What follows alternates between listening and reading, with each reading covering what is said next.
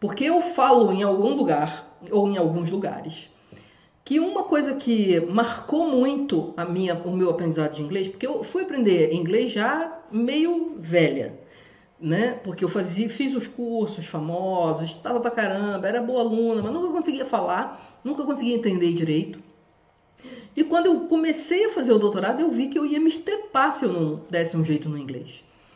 E aí eu resolvi estudar sozinha, porque eu não queria fazer mais um curso, gastar mais dinheiro e não sei o quê. E aí eu fui aos poucos construindo o meu método, que depois eu descobri que era o que o Stephen Krashen falava que deveria ser feito e que realmente foi o que funcionou comigo. E esse método é basicamente isso, é pegar textos com áudio e tirando as palavras que você não conhece, aprendendo essas palavras em repetição espaçada e pega o próximo texto, eu ouvi isso repetidas vezes e tal, essencialmente é isso, tá? E quando eu já tinha feito isso com vários textos pequenos em inglês, podcast, coisa e tal, eu resolvi encarar um livro inteiro. Aí eu peguei Fortaleza Digital. Por quê? Porque eu fazia doutorado em ciência da computação. Eu falei assim, aí além de eu pegar um vocabulário mais informal, porque é uma história, né? E comecei a estudar esse livro, Fortaleza Digital, quer dizer, eu tinha o livro, um livro físico não, o e-book e o audiobook. Então eu tinha áudio e texto, tem que ter sempre áudio e texto.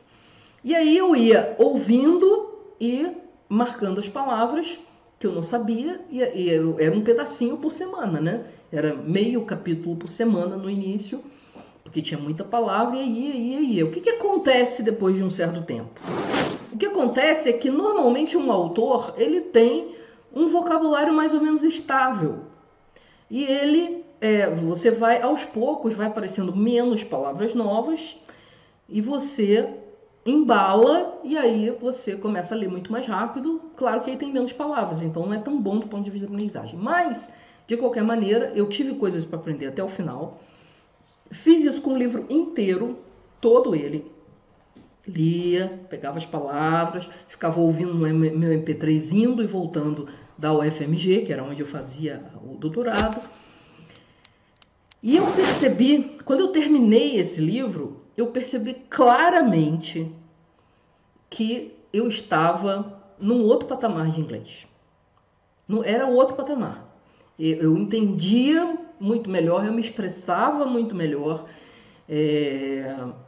E assim, tipo, mudou de nível. Agora, aqueles materiaizinhos lá de blog, de não sei o que, podcast eu ouvia sem nem ler o texto mais, porque eu já entendia tudo.